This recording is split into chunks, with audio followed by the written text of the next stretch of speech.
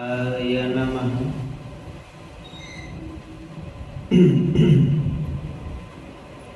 ऐं सरस्वत्यै नमः। श्री सद्गुरु देवाय नमः। श्री गजाननं भूत गणादिसेवितं कपित्थजम्बू फलचारुभक्षणम्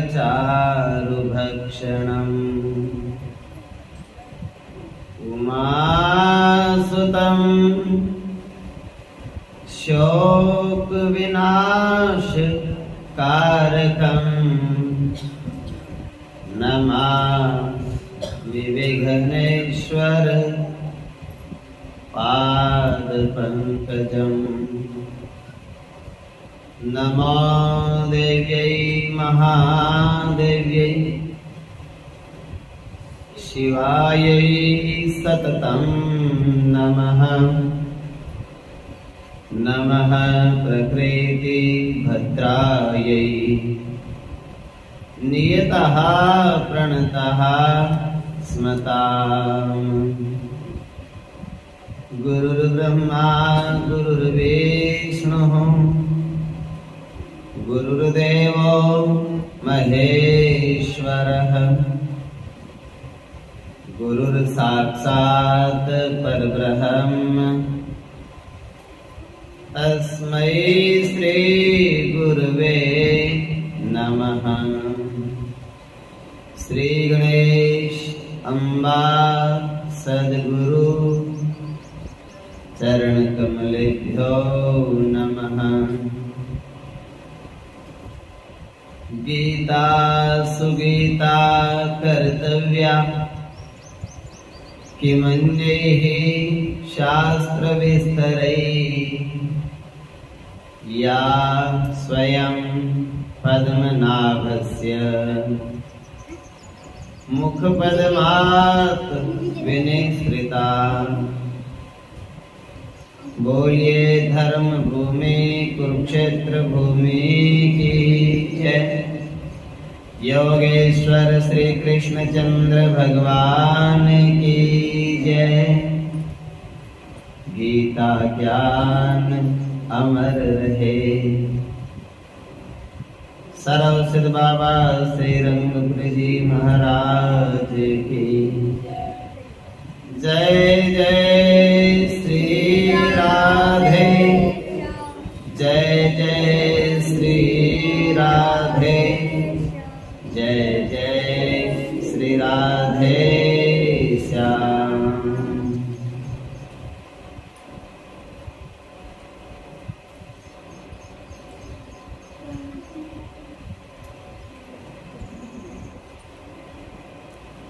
भगवान ने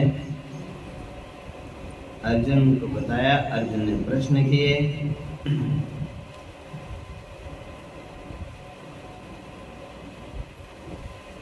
ज्ञान यज्ञ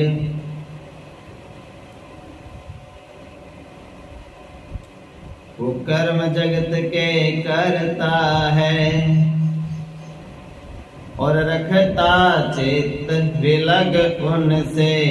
इंद्रियां कर्म करती उसकी पर रहता चित्त विलग उनसे। ज्ञान यज्ञ और जप तप में अपनी शुचि निष्ठा रखता है। ईश्वर के पाद पंकजों में आदर और श्रद्धा रखता है। जीवों पर सदा दया करता मृदुवाणी बोला करता है। अच्छे कर्मों के करने में अगुआ बनते नहीं डरता है। कर्मों का फल कुछ मिले मुझे ये उसको चाह नहीं होती। होने से जो दुख सुख मिलते उनकी परवाह नहीं होती। शुद्धता सरलता धैर्य शांति रहती उसके व्यापारों में। मन उसका कभी नहीं फंसता माया के त्रिगुण विकारों में। तेजस्वी होने पर भी वह हिंसा या क्रोध ना करता है। औरों को सुख पहुंचाने में बहुधा अपना दुख भरता है। ये जितनी बातें मेरे प्रभु कह रहे हैं अर्जुन को कि वो ऐसा ऐसा करता है, वो कोई और नहीं है, वो तुम ही हो। कोई सोचे कोई पहाड़ों में संत महात्मा बैठा होगा और वो तो ऐसे ऐसे काम करता है, ऐसा नहीं है। संत किसी वस्त्र का नाम नहीं है, संत किसी व्यक्ति का नाम नहीं है। संत तो स्वभाव का नाम है। उसमें ब्राह्मण भी हो सकता है, क्षत्रिय भी हो सकता है, वैश्य भी हो सकता है, शूद्र भी हो सकता है, माता बहन भी हो सकती हैं, बच्चा भी हो सकता है। संत तो स्वभाव को कहते हैं, शरीर को और कपड़ों को संत नहीं कहते। माताओं में इतने बड़े बड़े संत हुए हैं, याद करने से ही उनको हम पवित्र हो जाते हैं। मीरा के भाई के जैसे, मीरा भाई को याद कर लिया, व्यक्ति पवित्र हो जाता है। मीरा का मतलब ये नहीं है कि मीरा तो एक ही थी, ऐसा नहीं। आप मीरा की तरह कोशिश करो, आप भी मीरा ही हो। मीरा के कोई चार हाथ नहीं थे, वो भी आपके जैसे ही जन्म लिया उसने, आपके जैसे ही वो पली बढ़ी। माँ का और संतों का संग मिल गया, विचार बदल गए। जब भी किसी संत की बात हो रही हो कि संतों का स्वभाव ऐसा ऐसा होता है, तो बस ऐसा ऐसा स्वभाव बना लो, तो संत हम ही है, दूसरा नहीं कोई। ऐसे सोचते रहिए संत तो बस कहानियों में ही होते हैं। ये कहानी कथा आपके स्वभाव को बदलने के लिए सुना रहे हैं, कोई मनोरंजन के लिए नहीं, आत्मा के कल्याण के लिए। मनोरंजन के लिए तो गाने नाचने वाली भी आ जाएंगी। अभद्र भाषा में भी, असभ्य भी कई बार मनोरंजन का कारण बन सकता है, लेकिन जिसमें शिक्षा हो, जिसमें इतिहास की बात हो, जिसमें आत्मा के उद्धार की बात हो और संसारिक कार्य व्यवहारों को सही तरीके से निभाते निभाते और भगवत प्राप्ति भी करा दे, ये तो वो प्रवचन है। अमृत है ज्ञान अमृत, गीता ज्ञान अमर रहे, ये गीता का ज्ञान है। गीता ही सुगीता है, अन्य शास्त्रों की आवश्यकता नहीं। अगर व्यक्ति ने गीता को सुन के पढ़ के अपने जीवन में उतार लिया, तो व्यक्ति सारे कर्तव्य पूरे करके अपने फर्ज संसार के भगवान को पा सकता है यहीं पे रहते रहते।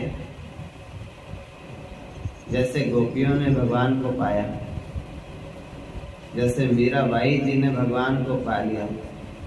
कोशिश करो कई बार कोई जिम्मेवारी संभालने वाला होता नहीं घर में, तो 60 साल की उम्र के बाद भी कमर कसनी पड़ती है, बोले कोई बात नहीं, अभी चिंता मत करो, मैं बैठी हूँ। और जब कोई नहीं है संभालने वाला तो हम संभालेंगे। और जब आप ऐसे कमर कस लेते हो फिर भगवान भी साथ देता है। और तब तक वो जो छोटे छोटे बच्चे होते हैं तब बड़े हो जाते हैं। वो कहते हैं भाई देखो, इसके माँ बाप ने नहीं संभाला, पर दादा दादी ने हिम्मत नहीं हारी और बच्चों को कामयाब कर दिया। तो बहुत बार ऐसा होता है, हिम्मत नहीं हारते बुजुर्ग लोग। लेकिन जिसका सारे काम निबट गए वो हिम्मत हार के क्यों बैठे हैं? उनको तो एक सोचना चाहिए कि जो काम हमारा रह गया भगवत प्राप्ति का काम, अब हमने हिम्मत नहीं हारनी। हम चाहे बुजुर्ग भी हैं, हम एक नई जोश के साथ, हिम्मत के साथ, ऊर्जा के साथ चला नहीं जाता, बैठा नहीं जाता, फिर भी अब हम हिम्मत हारेंगे नहीं। अब तो भगवान को मीरा की तरह बाकी काम तो हमने निबेड़ दिए अपने। बेटा बेटी अपने अपने घरों के कर दिए, आगे उनके भाग्य। संसार में तो भाग्य चलता है बच्चों का, लेकिन भगवान को पाना है आपने तो भाग्य की कोई आवश्यकता नहीं, और संसार की चीजों की भी आवश्यकता नहीं।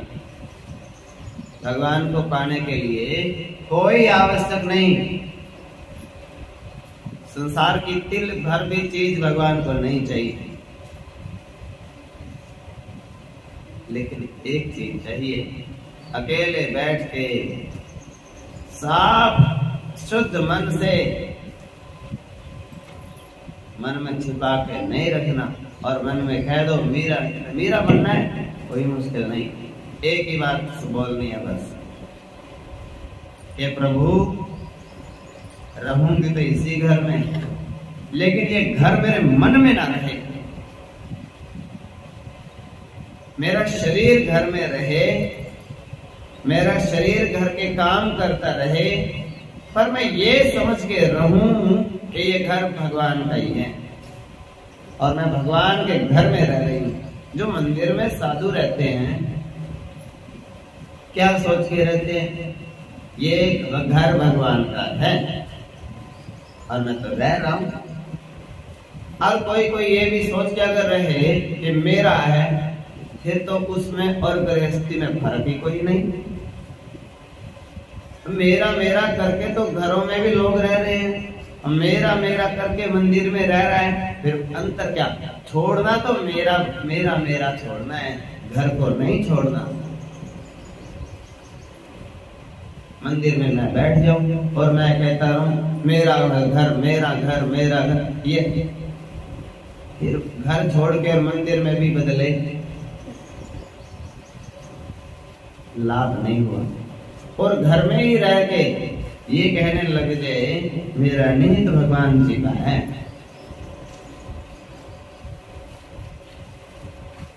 मोटू बंद कराओ, रोज का काम है मेरा भी बोलना सुबह शाम। तो घर में ही रहो प्रेम से, लेकिन मन में घर को नहीं रखना, शरीर को घर में रखना है।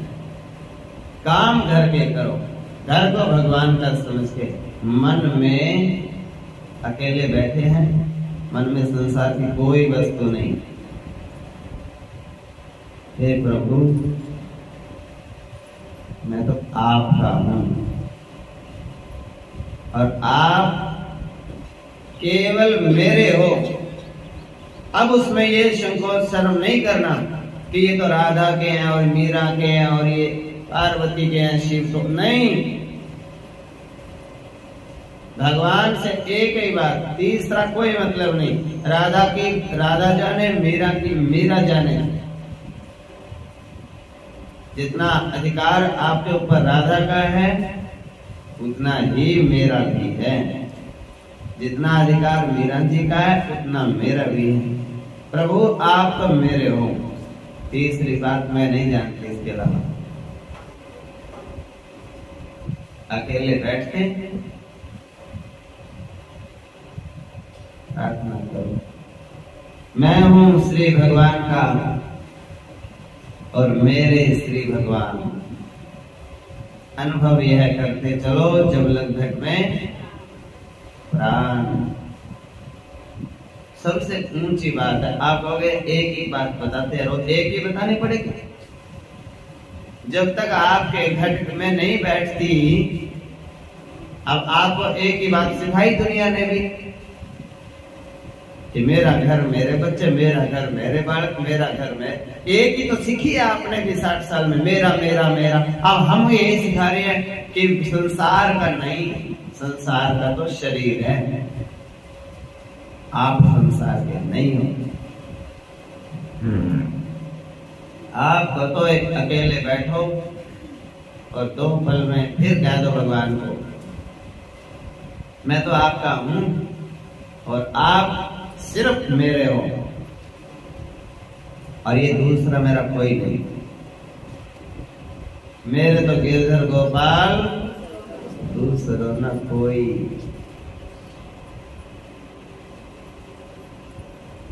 आप मेरे। अच्छा, ऐसा आप चाहते हो कि हम भगवान को हर पल याद रखें, सांस सांस में याद रखें, लेकिन फिर भी भूल जाते हो, तो इसका एक ही उपाय है। क्या उपाय है? प्रभु हे नाथ कृपा करो, कृपानाथ, क्या मैं आपको भूलूं नहीं। यहाँ पे प्रार्थना, ये प्रार्थना है, ज्यादा बड़ी प्रार्थना की जरूरत नहीं है। प्रार्थना तो बस इतनी पर्याप्त है। हे नाथ, हे प्रभु, हे दयाल सिंधु, दया करो, कृपा करो, कृपानाथ। क्या कृपा करा रहे हो? बस इतनी सी, मैं आपको भूलूं नहीं। और ज्यादा प्रार्थना नहीं। ये नहीं है कि मेरे गोड्डे ठीक कर दो, बच्चों को ये कर दो, नौकरी लगा दो, ब्याह कर दो, ये प्रार्थनाएं नहीं होती ना। अकेले बैठे हो फिर भी मन में संसार को लेके बैठे हो। अकेले बैठ के तो कम से कम संसार से 2 मिनट के लिए अपने कमरे में बैठे हो, तो ऐसा सोच लो बस यहीं पे वैकुंठ लोक में बैठा हूं मैं, और सीधा भगवान से ही बात करो। हे नाथ, हे प्रभु, कृपा करो। क्या कृपा चाहते हो? एक ही कृपा, मैं आपको भूलूं नहीं। इतनी सी बात भगवान जी ने सुन ली, हो गया बस उद्धार। तो करना क्या क्या है? जो एक संत आप ही हो, आप ही संत हो। आपने स्वभाव बदल लिया, संत बन गए। कपड़े बदलने से संत नहीं बनते, दिन में 5 बार नहाने से संत नहीं बनते। तो बुढ़िया माताएं भजन गाती हैं, जानती हैं, बोले नहाने से राम मिले तो मच्छी मेंढकों को मिल जावे, और भगवा रंगाने से तो ऊंट को मिल जावे भगवान। ऊंट तो भगवा ही होते हैं। तो ऐसे बहुत उदाहरण देते हैं। इसका मतलब ये नहीं है कि आप भगवान को प्रणाम ना करो। भगवान तो भगवान का रूप है, उसको तो प्रणाम जरूर करो, लेकिन मन में सोच लो अब तो बस एक ही काम करना है जीवन में, मीरा के जैसे भगवान ही मेरे हैं। जिसकी आप देखो, क्या बात होती है भगत में, क्या खास बात होती है? एक बात होती है उसमें अलग।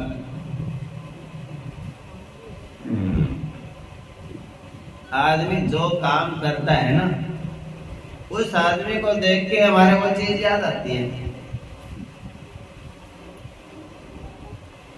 मान लो सामने से दूध वाला आया, अभी उसके पास कुछ नहीं है, मोटरसाइकिल नहीं है, ढोल नहीं है, दूध का कुछ नहीं, खाली आ रहा है वो। फिर भी उसको क्या बोलेंगे बच्चे? आज दूध वाला आ गया। उसके पास कुछ नहीं, दूध नहीं है, उसको देखते दूध याद आता है। समझे? अब कोई भी कार्य करने वाला है, अब झगड़ा करने वाली कोई माई है, वो सारा दिन बड़बड़ करती रहती है। अब सामने से आ गई अचानक, अब आ गई तो मन में क्या आएगा? बोले चलता फिरता डीजे आ गया। जो उसकी कोई गलती नहीं, अपनी भी कोई गलती नहीं है। जैसा स्वभाव वो चीज याद आएगी। बोले वो आ गई सामने से, अब क्या करें? अब क्या करना है? अब तो एक दो सुन लेंगे और क्या, उसके तो गुचुप तो उसने रहना नहीं, अपनी आदत तो पूरी करनी। शराब पीने वाला कोई है, शराब पी नहीं रखी उसने, लेकिन रोज वो करता है अपना पूरा ड्रामा। अब वो सुबह सुबह आ जाए सामने से, अब उसको देख के कई बार तो हंसी आती है, कई बार ये लगता है देखो अब कौन है वो, उसने शराब नहीं पी रखी, नहाया धोया बढ़िया, फिर भी हमारे को शराब का नाम याद ही आ जाएगा। अब ये देखिए सारा दिन शराब में अपनी जिंदगी नरक बना ली इसने, अपने बच्चों की भी जिंदगी नरक बना ली। अब संत आए कोई सामने से तो भगवान याद आते हैं, नारायण का नाम आता है। गुरु जी आ गए, ओम नमो नारायण गुरु जी।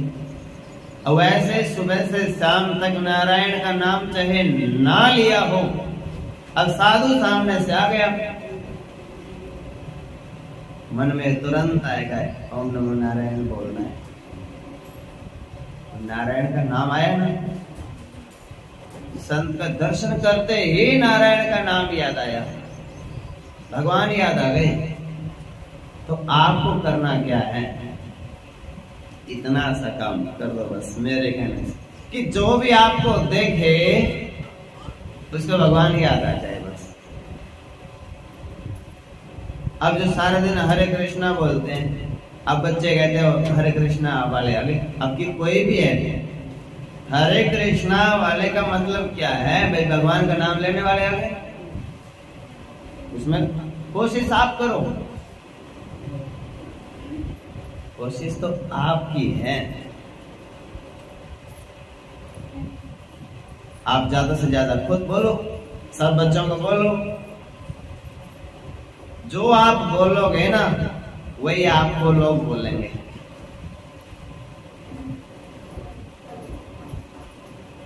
हरे कृष्णा बोलेंगे तो हरे कृष्णा बोलेंगे, राम राम जी बोलोगे तो राम राम जी बोलेंगे, ओम नमः शिवाय बोलोगे तो ओम नमः शिवाय बोलेंगे, जय माता की बोलोगे तो जय माता की बोलेंगे।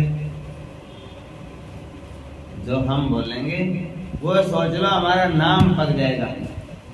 अब मीरा का नाम लो तुम, किसी के सामने मीरा का नाम लो, मीरा का नाम लिया आपने, उसको तो कृष्ण याद आ गया, नाम तो आपने मीरा का लिया कि मीरा बाई बड़ी अच्छी थी। अब मैंने तो मीरा बाई को बताया कि बहुत अच्छी संत थी, तो सबके मन में तो आ गया हाँ वो तो कृष्ण की भक्त थी, कृष्ण तो याद आ गया। अब आप सारा दिन बात चलाओगे बेटे की, पोते की, फलाने की, ढमकाने की, तो फिर आपको देखते ही अगला क्या पूछेगा? होता ठीक है, उसको कोई मतलब नहीं इनका भगवान का नाम लेते हैं कि नहीं। एक ही बात, उसकी गलती नहीं है पूछने वाले की, गलती आप कर रहे हो। आप उसको जितनी बार मिलते हो उतनी बार पोते की बात करते हो। मैं क्या करूं, वो निकलने नहीं देता। मैं क्या करूं, उसको पिलाना पड़ता है, उसको खिलाना पड़ता है, उसको सुलाना पड़ता है, उसको जिलाना पड़ता है, उसको मनाना पड़ता है, उसको हंसाना पड़ता है। आप जितने बार भी लोगों से मिलते हो आप बात ही उसकी करते हो, तो लोग आपके साथ भगवान की बात क्यों करेंगे? आपको देख के भगवान क्यों याद आएगा? आपको देख के तो उनको वही चीज याद आएगी जिसकी बात आप सारा दिन करते हो, सोचते हो। पैसे की बात करोगे तो पैसा याद आएगा उसको, घर की बात करोगे उनको घर याद आएगा, काम की बात करोगे आपको देखते ही काम याद आएगा। मंदिर में रोज आओगे ना और आप सामने से आ रहे हो, सामने से आपकी सखी आ रही है, आप घर गली में ही हो, आप बस स्टैंड से गए हो और किसी ने देख लिया, एक बार तो सोचेंगे मंदिर से ही आए होंगे। हाँ, और इनको काम ही नहीं कोई। अब मंदिर की तरफ से जा रहे हैं, भले ही वो कोई काम गए थे कहीं किसी और के मंदिर के पड़ोस में किसी के घर में गए, अब वापस जा रहे, हाँ ये देखो ये मंदिर में से ही आई है। तो मतलब बात ये है जिस काम जो आप करोगे, अब कोई फिर बुरा माने, इसमें बुरा मानने वाली बात ही नहीं। आप जो काम करोगे आपको देखते ही वो चीज याद आएगी सबको। तो आपको करना क्या है?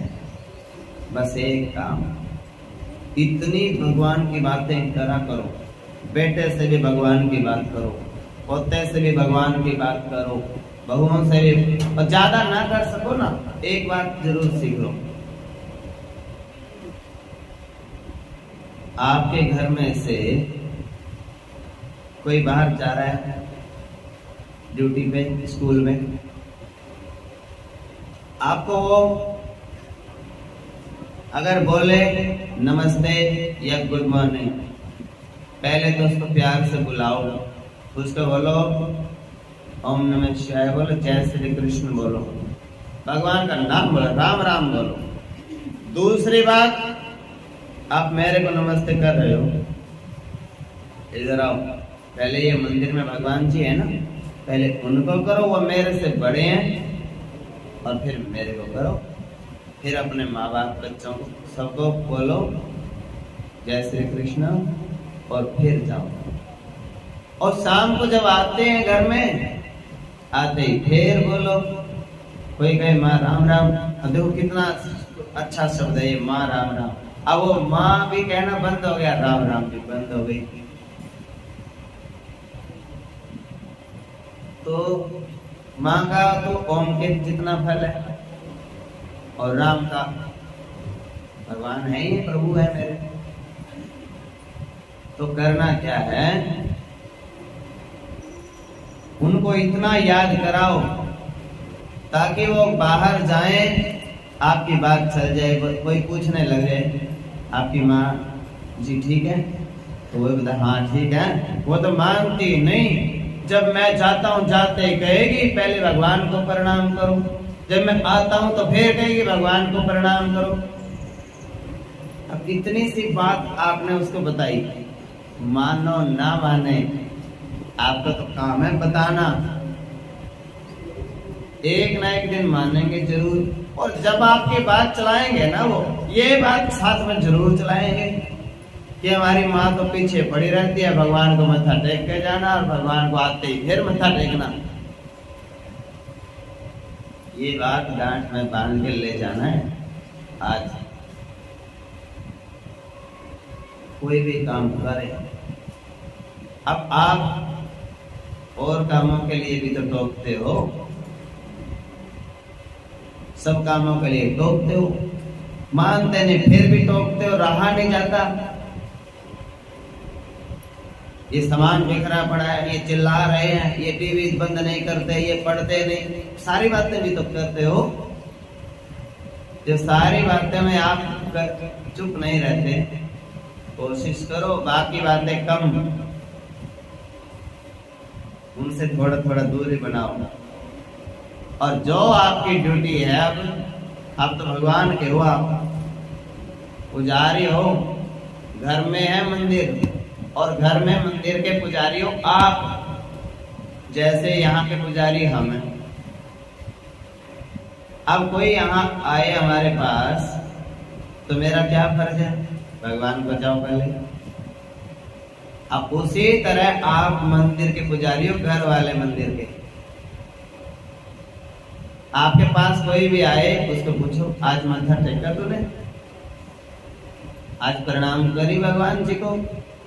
कोई बच्चा खा रहा है, मजाक कर रहे हो तुम उसके साथ में, अब ये तो कह देंगे दादी को देगा कि नहीं? अब दादी को तो दे दो, खा रहा अकेला अकेला, ये चाहे ना भी कहो, उसको ये सिखाओ भगवान का भोग लगाया कि ऐसे ही खा रहा है। हंसी भी है, विनोद भी है, मजाक भी और ज्ञान भी साथ में ही ज्ञान है। अरे शरारती बच्चे अकेला अकेला खा रहा है, भगवान का भोग लगाया कि नहीं? अरे भगवान का नाम आ गया बीच में। अब वो बच्चा 1 दिन 2 दिन 4 दिन सुनेगा तो वो कहेगा, लो अम्मा ये तो भगवान का रियल मेरा, आज तो मैं 2 ही लाया हूं। अब तो फिर उसको सिखाओ, ठीक है ये भगवान का है, तो अब भगवान जी तो 5-10 मिनट उसको रखेंगे, भोग लगाएंगे, फिर वापस उसी को कर देंगे। लेकिन बच्चे में वो भावना भर जाएगी कि हमारे तो घर का ये आदत है, स्वभाव है, और सबका स्वभाव नहीं तो एक का तो होवे कम से कम जो कथा सुनता है। एक का भी स्वभाव ऐसा बन गया तो बच्चे का भी बन जाएगा, बच्चे का बनेगा तो दूसरों का भी बनेगा, तो वो लाइन बन जाएगी। इन चीजों को जरूर याद रखना है। अब फिर तीसरी बात को जोर देना है हाथ धोने पे। अब कई बार माँ बाप बहुत इग्नोर करते हैं बच्चों को, बोले कोई बात नहीं बच्चे हैं, लेकिन नहीं, जब एक ही बात बता दी, बार बार बताते अच्छा नहीं लगता कि तुम तो मंदिर के पुजारी हो। अब वो जितने बार तुम्हारे पास आए बच्चा,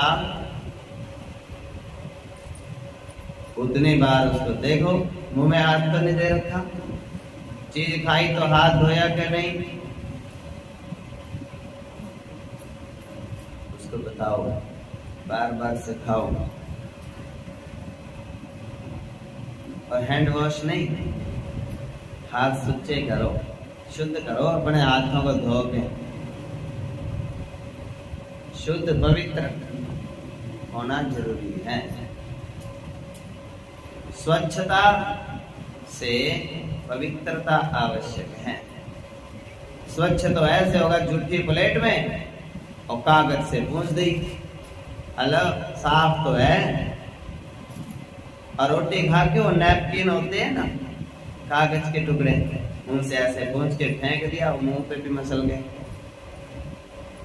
अब बेटे हाथ धो ले, बोले कुछ लग ही नहीं रहा, लग नहीं रहा, झूठे तो हैं। अब ये बात एक पुजारी बताएगा या एक संत जी बताएंगे, पूरे गांव के कैसे उद्धार हो जाएगा। सारे पुजारी बनो, अपने अपने घर में मंदिर सबके घरों में है, अपने अपने मंदिरों में आप सब जोत बत्ती करते हो रोज, आप भी पुजारी हो, आप अपने अपने घरों में समझाते हो, सब लोग सुधर गए। एक बार सोच के देखो, आपके घर में जो मंदिर है उसमें जो भगवान जी बैठे हैं, वह भगवान जी छोटे हैं क्या? छोटे हैं कोई? उनमें कम शक्ति है? भगवान कभी छोटे नहीं होते। आकार छोटा हो सकता है श्री विग्रह का, भगवान तो एक ही है। चाहे आप कहीं पर भी चले जाओ, सिद्धपीठ में चले जाओ, भगवान तो वही है। वृंदावन में चले जाओ, काशी में चले जाओ, भगवान तो वही है। और आपके घर में, आपके मंदिर में सुंदर सा स्वरूप है, छोटा श्री विग्रह, अब भगवान तो वो भी वही है। अपने मंदिर को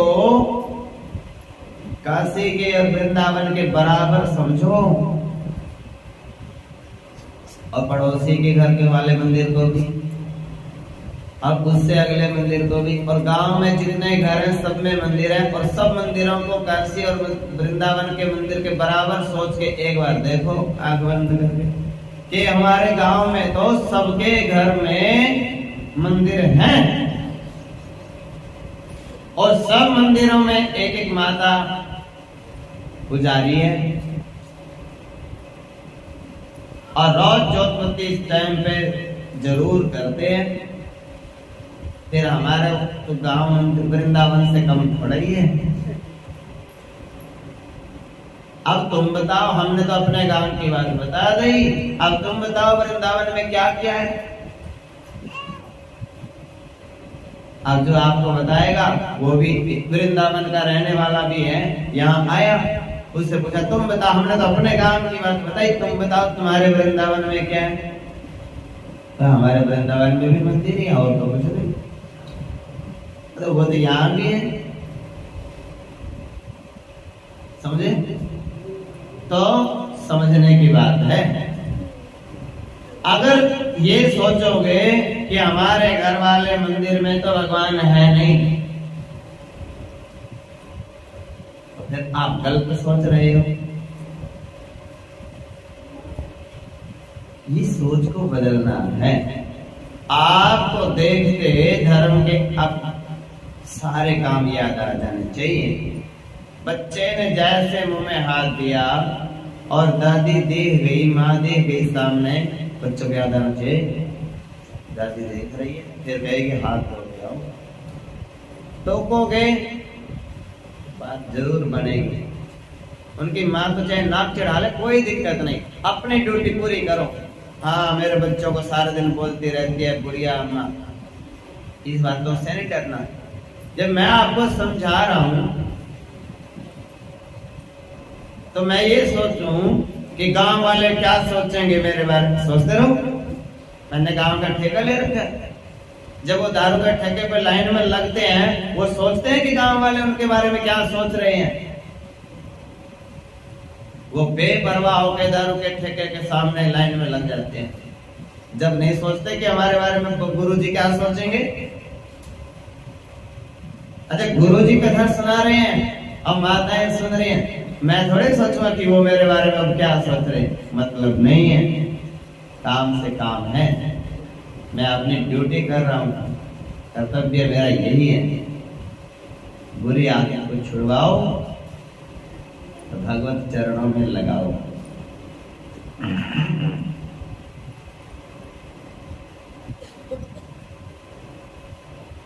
हाथ धो, ये शिक्षा आपने देनी है सबको, बार बार, जितनी बार भी झूठा हाथ किसी का दिखे। दूसरा, कोई बच्चा झूठ बोल रहा है, गलती करी है उसने, झूठ बोलता है, तो बच्चे को शिक्षा दो, बेटे गलती तेरी माफ हम करेंगे, पर सच बता दो, झूठ नहीं बोल। डांट के मारे झूठ बोल रहा है, डबल गलती। एक तो अपराध किया, एक गलती, और झूठ बोल रहा किया ही नहीं मैंने तो, दो गलती। बच्चों की दो गलती का जिम्मेवार आप हैं। आप उसको एक ये समझाओ कि डांट कम पड़ेगी, पर झूठ ना बोलो, सच सच बता दो। हम ये समझ लेंगे कोई बात नहीं, बच्चा है, वो गलती हो जाती है, लेकिन झूठ बोलना नहीं कि मैंने तो करी नहीं। दूसरा कर्तव्य बताया मैंने आपको, इसका नाम धर्म है। बच्चों को झूठ बोलने से जरूर रोको। तीसरा, दया। दया का पाठ उसको जरूर पढ़ाओ। मैं किसी पापी अपराधी पे नहीं कह रहा दया करना। पापी अपराधी को कोई दया की आवश्यकता नहीं, उसको तो सजा मिलनी चाहिए। लेकिन जिसको जरूरत है और अपने पास वो चीज है तो मदद करो। अपने पास 50 जोड़ी चप्पल और जूते हैं, एक कमरे को सांस आ नहीं रहा, उसमें क्या है? बोले ये तो जूतों वाला कमरा है। और सर्दी का मौसम आ गया और सफाई कर रहा है कोई गली में, उसके पास जूता चप्पल नहीं है। अपने अंदर कुछ दया भी होनी चाहिए, कुछ धर्म भी होना चाहिए। और तुम तो जितने बार घर से बाहर जाते हो उतने बार नया जूता, जितने रंग के स्वेटर उतने रंग के जूते।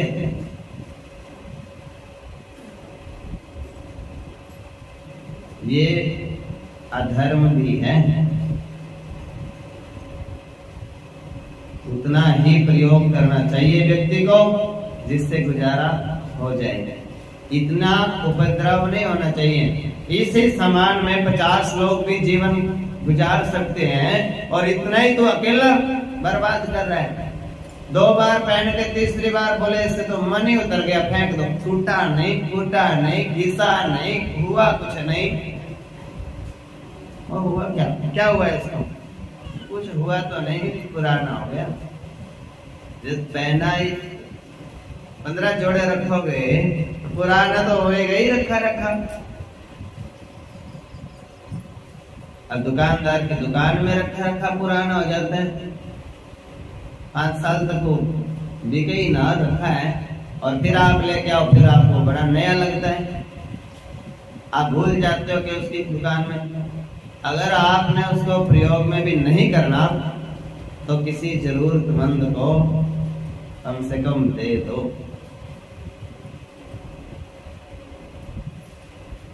फेंकने का और नष्ट करने का बहुत आगे वाले बच्चों को रिवाज हो गया। ठीक कराने की तो कोई चीज ही की वैल्यू नहीं समझते। घर की कोई भी चीज है, कूलर है, पंखा है, कोई भी चीज है, बोले इसको उठाओ और गिर दो। नया ले आओ। बुढ़िया की तनख्वाह मिलती है, आधे उनसे ले लो, आधे अपने रड़ा लो। बात ये नहीं है, बात है चीज को महत्व समझो उसको, नहीं तो आ जाएगी। पर पुराने को फेंकना अपराध है। जब तक वो काम दे रहा हो उसको ठीक कराओ।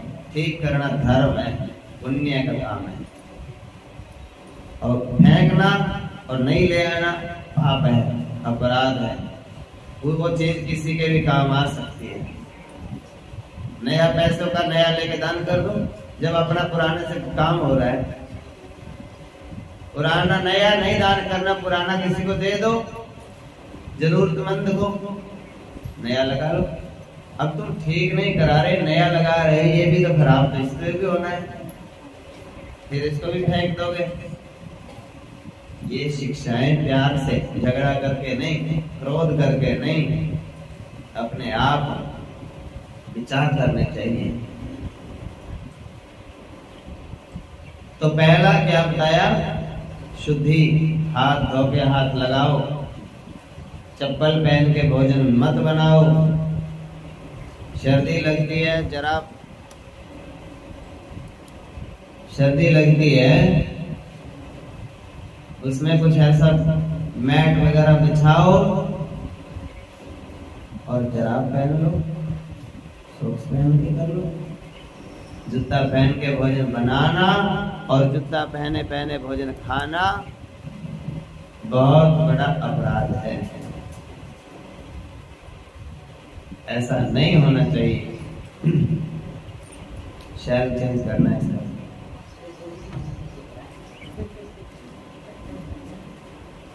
तो पहला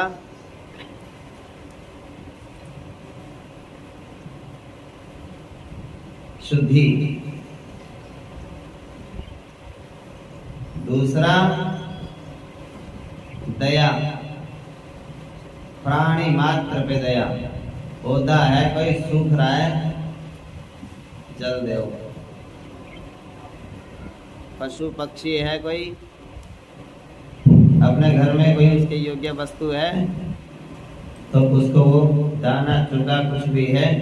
कई लोग तो अनाज को ही फेंक देते हैं, थोड़ा सा का छिल गया, थोड़ा खराब हो गया, थोड़ा बिखर गया, उठाएंगे कूड़ेदान में। नहीं, उसको तरीके से भगवान है वो आ सके उस तक जरूर पहुंचाओ, उठाओ। हम नहीं उसको खा सकते, यूज नहीं कर सकते, पक्षियों को डालो, पशुओं को डालो, और जो चीज़ उनको नुकसान करे वो उनको नहीं डालनी।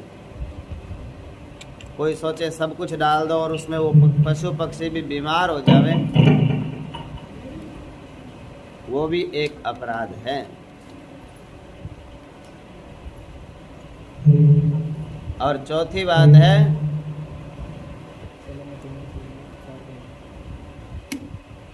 हरिओम, ये भी समाप्त है। हरिओम नहीं चल रहा,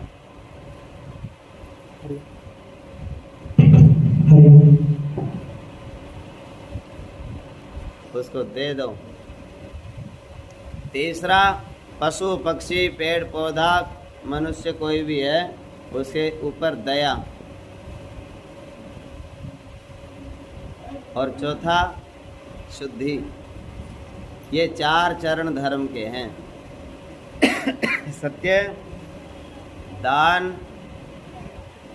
दया और पवित्रता। ये चारों चीजें आप में हैं, आप धर्मात्मा हो। और चारों में से एक भी आप में नहीं है तो आप धर्मात्मा नहीं हो।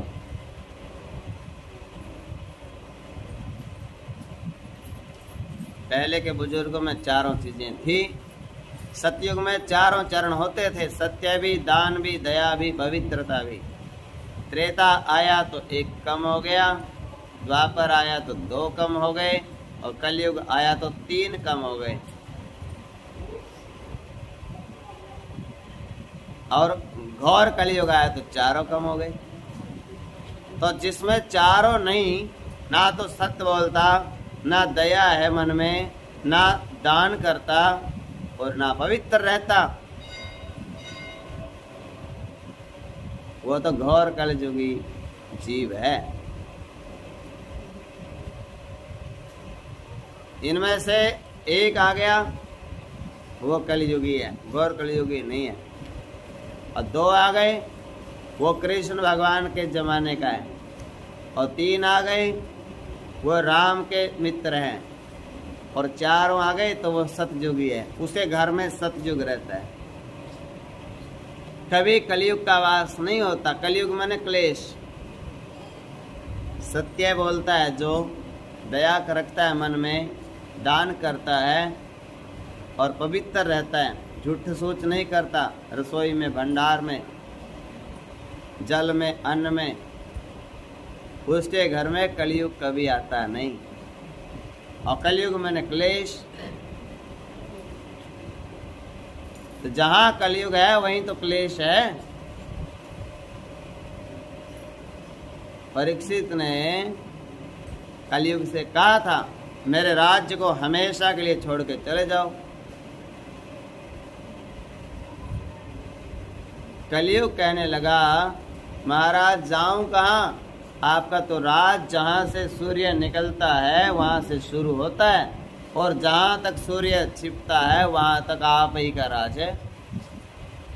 तो जाऊं कहाँ पे? कोई ऐसी जगह बता दो जहाँ मैं रह लूं। तो परीक्षित ने फिर 4 जगह सोच विचार करके बताई। कौन सी? द्योतम पानम स्त्रिय सोना यत्र धर्मश्च चतुर्विधः। जहाँ जुआ खेला जाए वहाँ पे चले जाओ, उनके घर में बैठ जाओ, जाके कभी निकलना नहीं। और अपने गांव में, अब ये फोन में रिकॉर्डिंग हो रही है, गांव की बात बाहर नहीं जानी चाहिए, लेकिन सच्चाई बता रहा हूँ। आप तो बोले वाले हो, आपको पता नहीं। अपने इस गांव में सबसे ज्यादा जुआ खेलने लग गए बच्चे। अब नए बच्चे, मेरे को परसों पता चला कि गांव में आधे बच्चे जुआ खेलते हैं। अब उनके घरों में क्या हो गया? कलयुग का वास। कलयुग तो बैठ गया आके। सट्टे लगाते हैं, गेम लगाते हैं, कोई तो फोन में हार जाते हैं पैसे, और कोई ये गेम कराते हैं, उनमें पैसे लगाते हैं। हार गए तो मेरे को इतने लाख शर्त लगा ली, और जीत गए तो तेरे को दूंगा मैं। ऐसे गलत काम चल रहा है। ताश खेलता है कोई, ताश पे लग रहा है। हार गए तो हम इतने लाख दे देंगे तुम्हारे को, और जीत गए हम तो ले लेंगे। खेल में ये नहीं होता था। खेल तो वह हार जीत। कोशिश करो, हम भी कोशिश करेंगे। तो मतलब वो तो एक योग्यता थी, नाम रोशन करना था माता पिता का, बस। उसमें पैसे की हार जीत का, पैसा का चक्कर नहीं था। पैसे तो 1 रुपया भी किसी ने इनाम दे दिया तो बोले ये तो 10 लाख है। 1 रुपया भी। और वो रुपया इसलिए देते थे कि बच्चा इससे घी खा लेवे, दूध पी लेवे। गरीबों के बच्चे और खेलों में आगे बढ़ते, उन्नति करते, तरक्की करते, कबड्डी में, कुश्ती में, तो उनको पैसे इसीलिए दान देते थे लोग कि भाई गरीब घर का बच्चा है, दूध घी घर में कम है, इसको इकट्ठे करके दो, ये दूध घी खा लेवे और गांव का नाम रोशन करें। ऐसा नहीं था कि आधे घंटे में 15 लाख रुपए हार गया और माँ बाप को पता भी नहीं, और माँ बाप का घर तो घर से बेघर हो गए। तो पहला है, जहां जुआ खेला जाता है वहां कलयुग का वास। दूसरा, मदिरा पान, जहां शराब पी जाती है। एक बहुत पवित्र पद्धति, भगवान का अवतार होता है। कब? 3 कार्य, 4 कार्य कुछ ऐसे होते हैं जीव के, जब हमारे घर में बालक जन्म लेता है तो भगवान ने ऐसा बताया है कि प्रत्येक बालक अबोध है, और वो बच्चा जब जन्म लिया है ऐसा समझो कि हमारे घर में विष्णु भगवान पैदा हो गए। उसका अच्छे से स्वागत करो और बहुत भगवान का धन्यवाद करो। लड़का हो लड़की हो, दोनों रत्न होते हैं। पैसे को रत्न नहीं कहा जाता, लेकिन पुत्र और पुत्री रत्न होते हैं। इनके घर में पुत्र रत्न पैदा हुआ, पुत्री रत्न। पुत्र और पुत्री वो रत्न होते हैं। भगवान ने हमें रत्न दिए, और हम उनके स्वागत में भगवान को प्रणाम करने की बजाय दारू की पार्टी कर रहे हैं। बोले छोरा हो गया, हाँ छोरा हो गया, फिर कर दो पार्टी।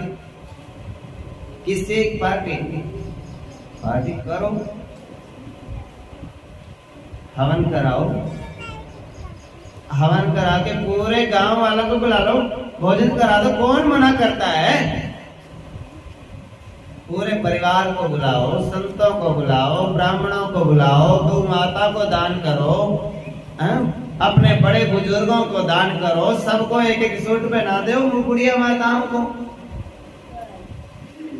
आशीर्वाद भी देंगे, पार्टी भी हो गई।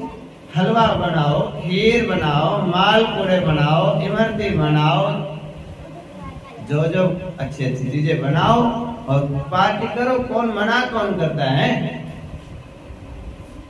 लेकिन ऐसे भगवान घर में आए और भगवान के आते ही उसके सामने दारू चले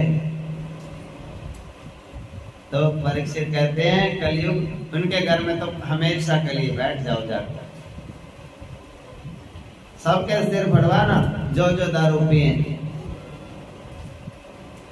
फिर दोबारा भगवान फिर आते हैं, विष्णु भगवान कह रहे इन्होंने मेरा पहले स्वागत अच्छा नहीं किया था, एक मौका और देता हूं इनको, दूसरा। फिर वो लक्ष्मी के साथ आते हैं और घर की लक्ष्मी आती है और अपना ही बेटा विष्णु बनता है, भगवान बनते हैं। मंगलम भगवान विष्णु मंगलम गरुड़ध्वज मंगलम पुंडरीकाक्ष मंगलाय स्तनो हरि। और लक्ष्मी आ गई घर की।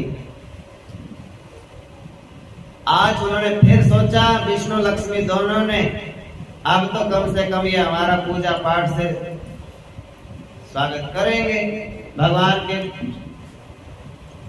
उसी रात को फिर पार्टी, वही फिर दारू। भगवान कहेंगे दोबारा मौका दिया मैंने, फिर से वही अनर्थ। फिर कलयुग को कहते हैं कलयुग मचा दो तबाही, ऐसा कर दो कोई उपाय ही ना होए। फिर वो लक्ष्मी माता होती हैं और विष्णु जी को कहती हैं कि प्रभु कृपा करके एक मौका और दो, एक मौका दे दो, मैं तो इस घर में अभी आई हूं, एक मौका और इनको दो घर वालों को।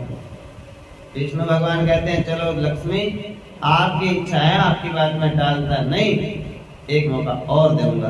कब? ये मकान में तो बैठ गया कलयुग, इस मकान को जब ये दोबारा से बनाएंगे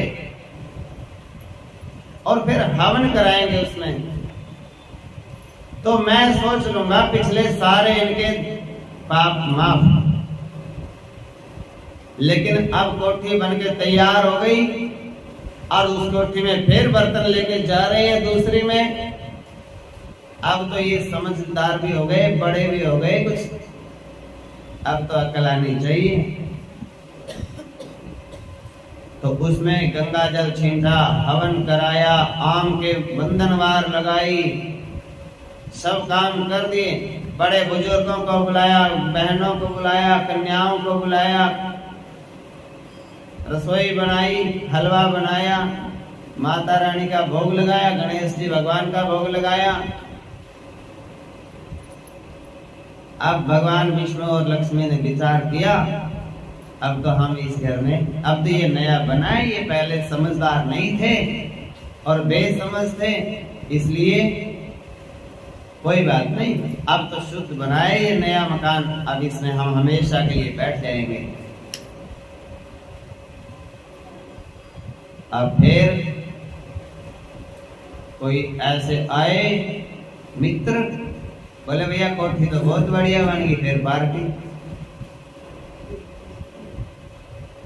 अब फिर कोठी में भी अगर यही पार्टी चलनी है, फिर भगवान विष्णु और लक्ष्मी कहते हैं लक्ष्मी अब नहीं कहना दोबारा, अब मैं हमेशा हमेशा के लिए इस घर से जा रहा हूँ। शांति तो भगवान विष्णु के साथ में चली गई। लक्ष्मी कहती है जब आप ही चले गए मैं क्या करूंगी यहाँ रहकर। लक्ष्मी भी भगवान के साथ में। अब कौन आई? घर खाली पड़ा था। खाली पड़े घर को तो फिर बहन संभालती है। हम कोई घर नहीं संभालेंगे अपना, तो अपनी बहन संभाल लेगी, देवरानी जेठानी जो भी है। तो फिर क्या हुआ उसमें, तो वो उसकी बहन लक्ष्मी की बहन कौन है?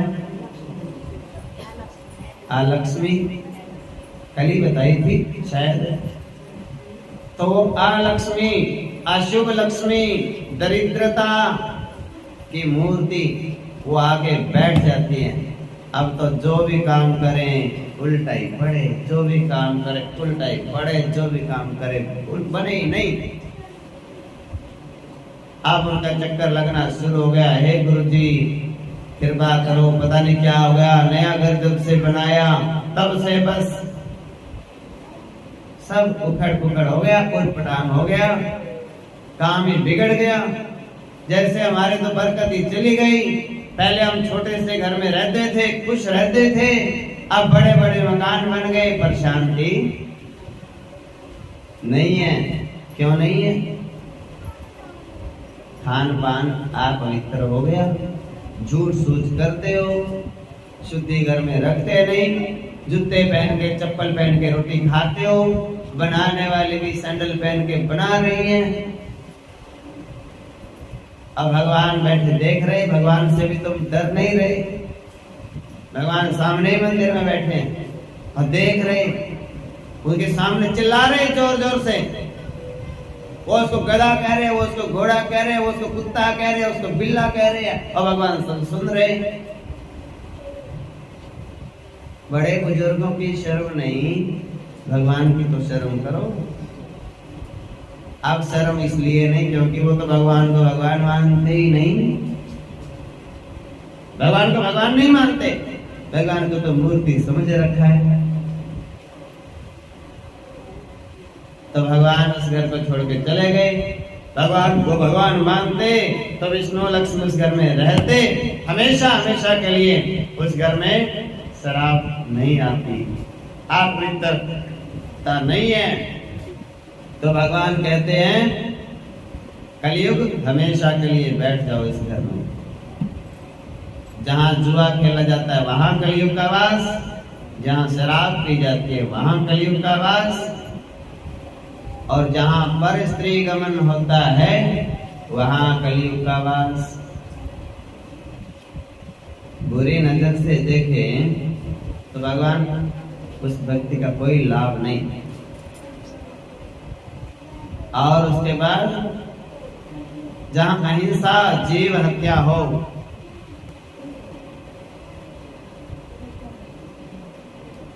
अंडे पकाए जावे जिस घर में, और ऊपर से बताया जाए कि बच्चे जल्दी बड़े हो जाते हैं,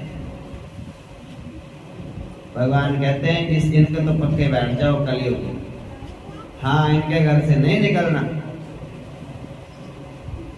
यहाँ मैंने सुना एक दिन अपने, ये गोदाम है ना मंदिर के बगल में, कोई बता रहा था इनके गोदामों के बगल में गली है कोई, कह रहे गुरुजी उसमें से आप निकल नहीं सकते,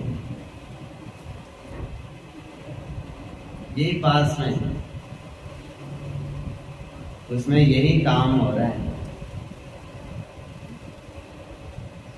मारना लिखा इसमें, मैं को मारो, और वो अपनी मैं को मारने के बजाय पाखंडी लोगों ने क्या बनाया उसका, बोले मैं तो बकरा कहता है, बकरे को मार के खा गया।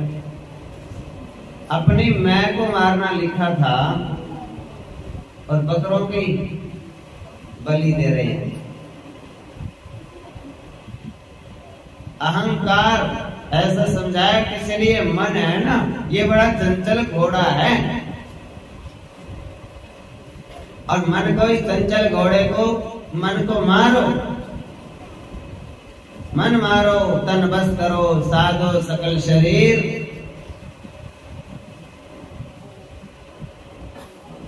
तो मतलब ये मन है ना, ये घोड़ा है चंचल, इसको मारो। अब उल्टे लोगों ने बोले घोड़े की बलि देना शुरू कर दी। तो भगवान कहते हैं जहां जीव हत्या होती है, जहां माता पिता को सताया जाता है, वहां जाकर के कलयुग का वास, वहां बैठ जाए। 4 जगह धर्म का वास होता है, जहाँ सच बोला जाता है, जहाँ दान करते हैं, जहाँ दया है और जहाँ शुद्धि है। और 4 ही जगह कलयुग का वास है, जहाँ जुआ खेला जाता है, जहाँ शराब पी जाती है, जहाँ पर स्त्री गमन होता है और जहाँ हिंसा जीवों की। और 5वां कलयुग का वास कहाँ है? कलयुग ने कहा परीक्षित को, प्रभु कोई एक अच्छी सी जगह बताओ, चारों जगह बहुत गंदी बताई आपने। तो उन्होंने कहा जाओ सोने में कलयुग का वास। तो सोने में ऐसा नहीं है कि जो हमने पहन रखा है, इसमें कलयुग है। दूसरे के धन की तरफ नियत रखे, उसमें कलयुग है।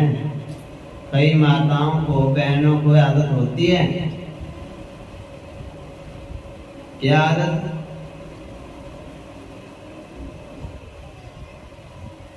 सौ रुपए निकाल लिए सबके, और क्या करेंगे? बोले सोने के गहने बनवा लेंगे।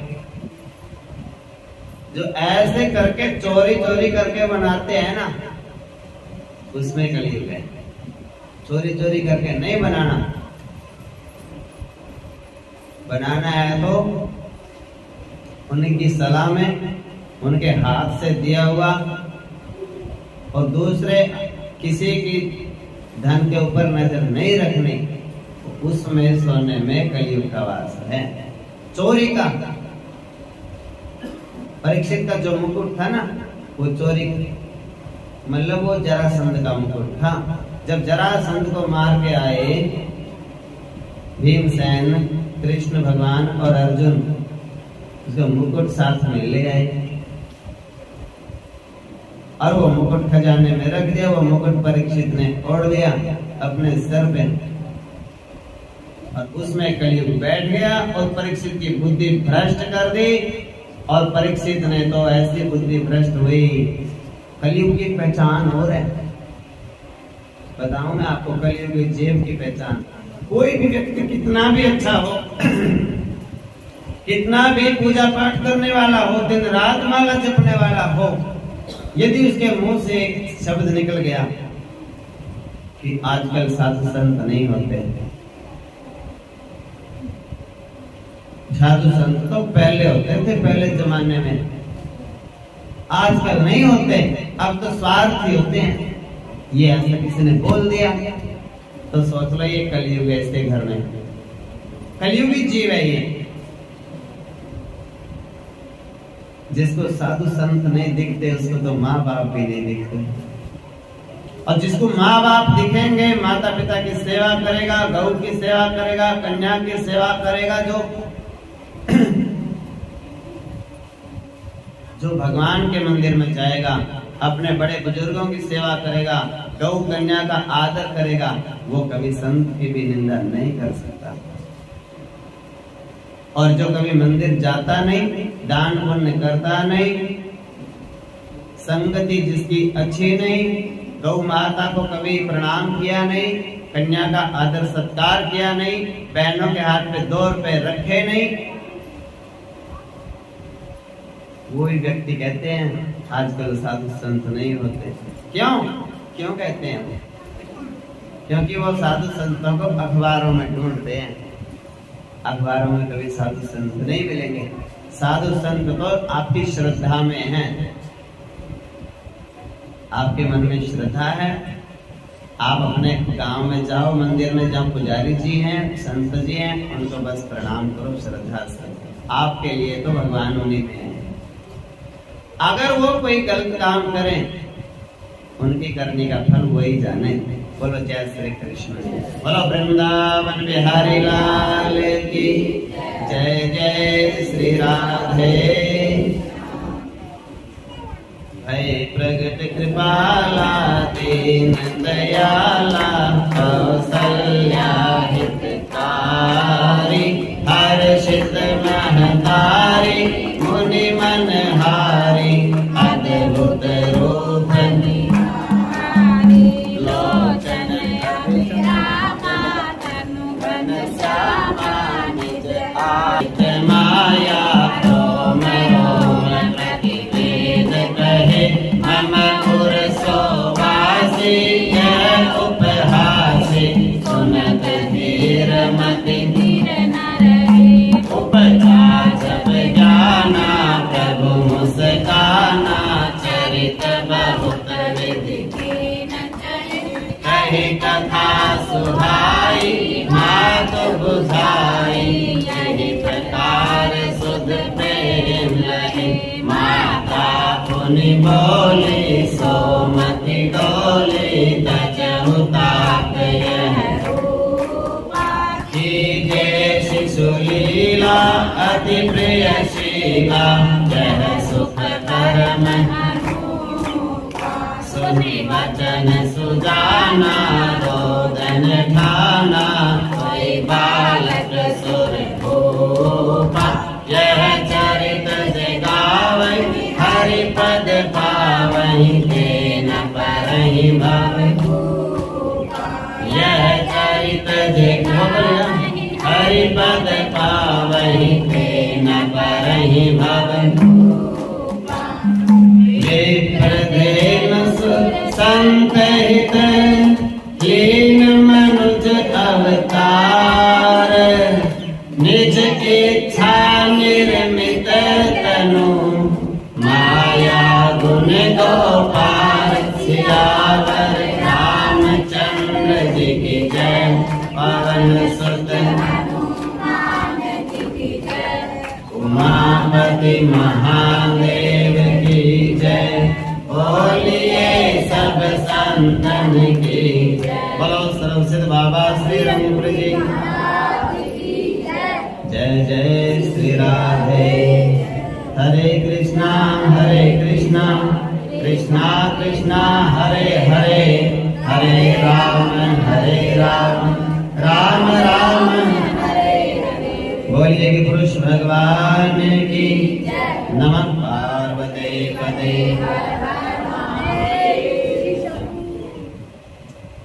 सुनो सुनो वचन नर नारी हरि भजन करो सुखकारी सुनो सुनो वचन नर हरि भजन करो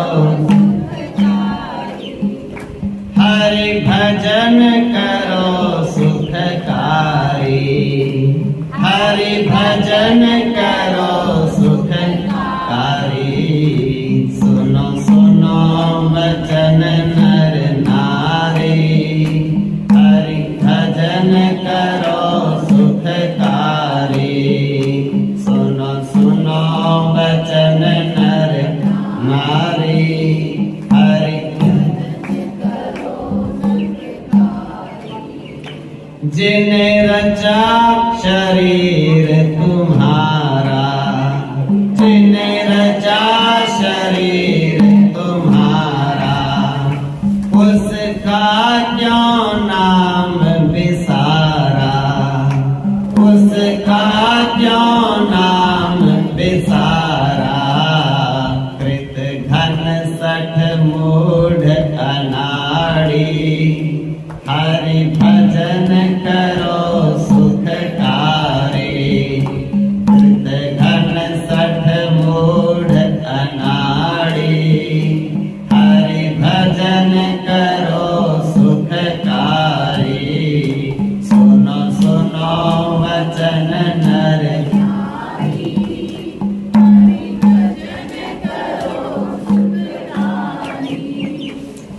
खाना पीना सो जाना खाना पीना सो जाना ये तो काम है पशु समाना ये तो काम है पशु समाना क्यों देह मनुज की धारी हरि भजन करो सुखकारी क्यों देह मनुज की धारी